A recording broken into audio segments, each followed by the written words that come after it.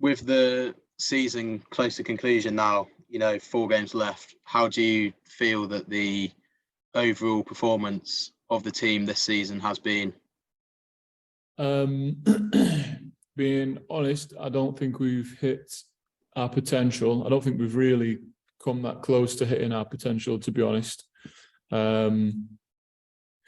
We started the season quite well, and we got a few wins in the first part of the season. It looked like we were on a bit of an upward trajectory, but for whatever reason, the performance, I don't think we've really so far done ourselves justice. We've not had one game where I can think, right, probably that's a real good performance from the team. That's a showing of kind of what we're about and what we're aiming for. And there's probably a variety of reasons for that. But yeah, from looking at it from a whole point of view, yeah, I think we've probably, as a squad, underperformed and not hit the heights we wanted to. Yeah, and like you said, there's not been many performances where Tykes have played at their best, and because of that, you're currently sitting second from bottom in the table.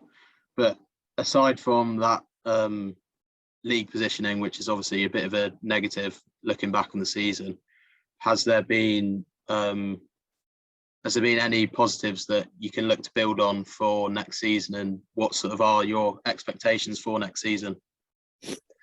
Yeah, well, yeah, there's always positives. So there's been a few players that have really stood up this year, and I think they've been outstanding. Kieran Davies, fullback, I think he's been outstanding this year after a really tough season last year where he spent 90% of it on the sidelines injured. So for him to come back and play as well as he has done, really happy for him, and he's had a real big impact on the team. Other players, people like, I think Matt Burke has had a great season as well. Number 8, just consistently good, making his tackles, making meters, carrying the ball, winning lineouts, and a real grafter, a worker. So him as well. A few new sort of signings that have come in this season. I think Junior New's been great as well, getting us over the game line and having some big impacts in the game, big tackles, big carries, and he's a bit of a leader as well with a bit of experience. So that's a big positive. And then a couple of really young lads. So I think Ewan Lawton, a scrum half that we signed this year, who started at Leeds Uni and was spotted by one of our coaches up there. I think he's been great. I really like Ewan. I think he's got quite a bright future in the game if he decides that's what he wants to do. So I think he's been really good as well. I think another year, as a squad as a whole, we're another year older and wiser, more experienced, bigger, more developed physically. So that's definitely a positive to take as well. Like, I really still do believe that the players and the team are getting better, or the potential is still as high as it was, if not higher. And it's just trying to meet that as much as possible and trying to work out the reasons why maybe we haven't been, and sorting them out, solving them. Some other positives are, like you said, the league position that we're in, there's no hiding from it, but there's been, off the top of my head, I think it's either 8 or 9 games now where the finals that we've lost or drawn, but we've been in one score at the final whistle. So even though we're in that sort of second bottom league position, like one score in a few of those games, the league could look completely different. So it shows you how sort of close we are to being mid-table in the league rather than bottom of the table in the league. Yeah, it's just one score in a few of those games, and if it's one score in all of those games, then all of a sudden you're looking top half, top third of the table. So we're not a million miles away. It's just the nature of the league, how competitive it is, and that 3 go down in a 14-team league, and only 1 goes up. So it's just, it's ultra competitive. Everybody's doing everything they can to make sure they're at those bottom 3. And unfortunately, we're still in there at the minute. Yeah, and like you said, there's still that chance of relegation, but the season's not over yet. There's still, I think it's 4 games to go. Aside from obviously winning those games, which is what every team wants, what do you sort of want to see from the team and from yourself in those last 4 games of the season? Well, the ultimate goal is, like you say, to win as many as possible, pick up as many points as possible. And there's 20 points. There's 20 points left. Pick up as many of those as possible, and give us the best possible chance of staying up. There's still, like you say, there still isn't the. It's still not clear cut yet about what's happening.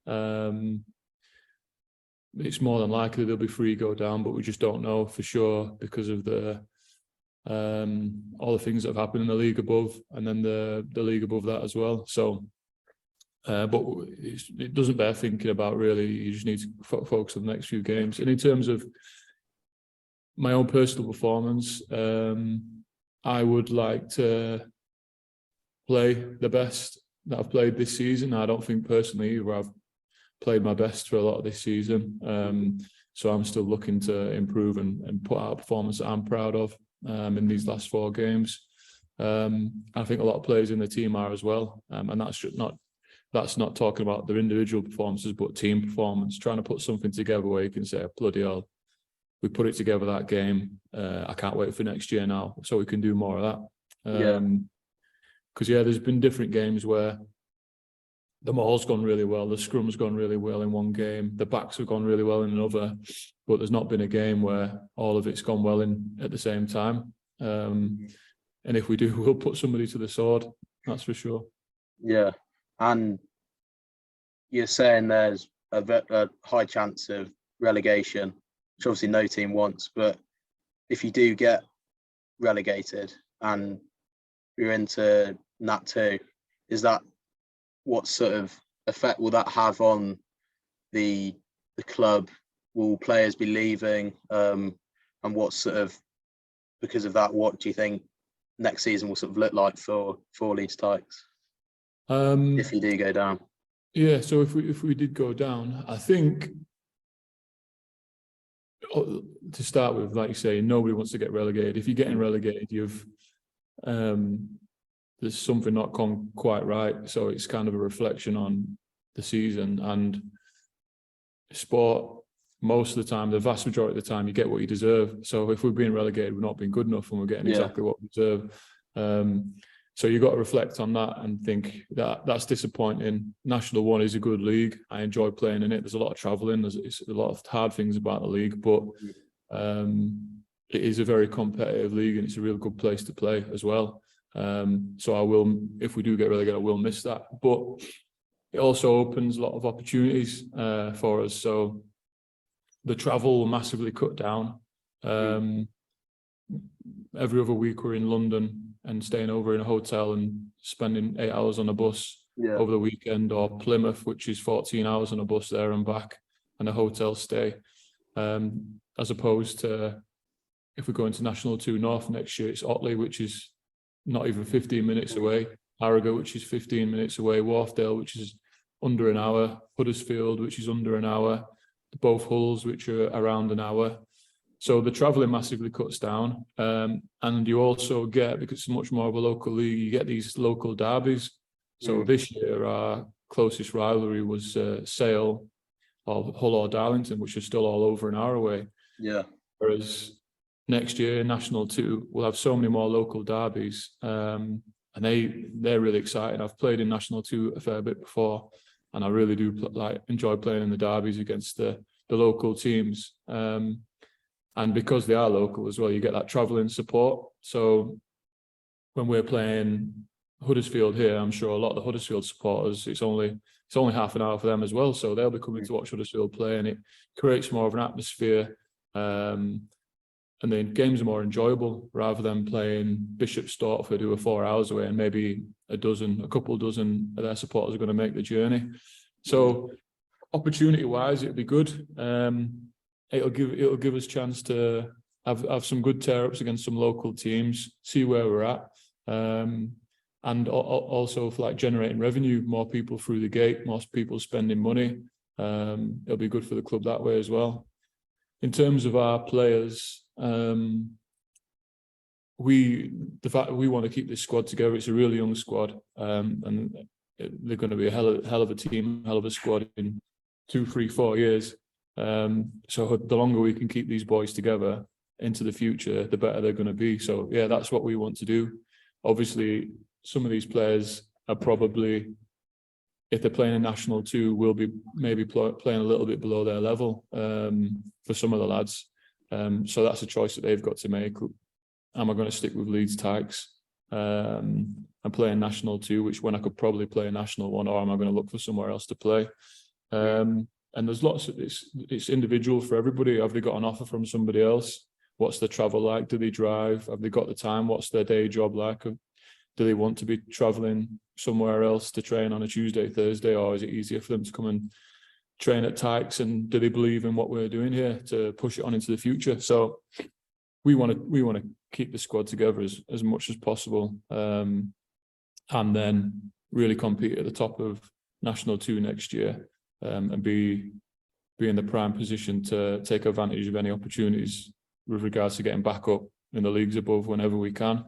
So yeah, that's our kind of ambition. There will be challenges without a doubt, but it's also quite exciting as well, that prospect. But not thinking about it too much yet, because like you say, there's still 4 games left, and a lot can happen in 4 games. It's still almost a sixth of the season, so yeah, we've got a month of rugby left to play. So I'm not thinking too much ahead of Cambridge on Saturday, to be honest. Yeah, and then just finally from me, you've mentioned a lot about the squad, and just what's it like in and around the squad, in the change rooms at training, when you're in a struggling side. How like, I know you as one of the more senior players in the squad, how do you keep morale high in the squad, keep everything positive? And yeah, people after a loss, especially immediately after a loss of a big game, people are always upset, disappointed.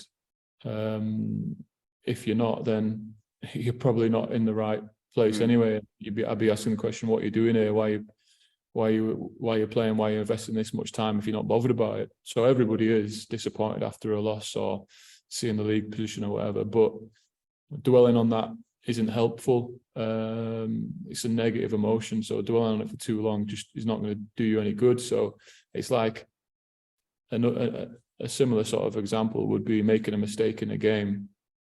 If you think about that mistake for the rest of the game, you're not going to perform. If you make the mistake and then immediately think, right, what's my next job? How can I do that to the best of my ability?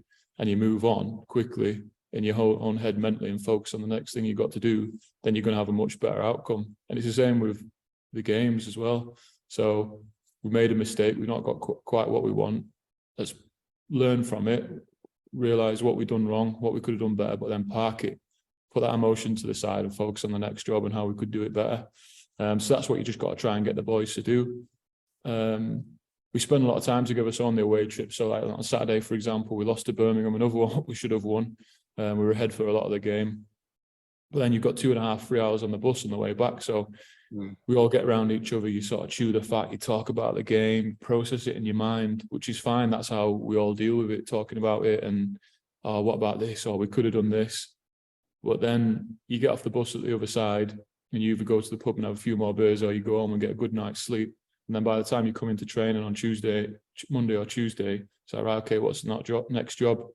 We've got mauls tonight, we've got lineouts tonight, we've got set piece tonight, and then we've got a game on Saturday. So let's focus on doing the best for that. So that's kind of how you do it, and just getting boys not to dwell on the negatives and what's already happened, getting them to focus on the next jobs and improve and try and be as good as they can. Yeah. Okay, perfect. That's everything for me. So thank you for that. And Got man, Ted.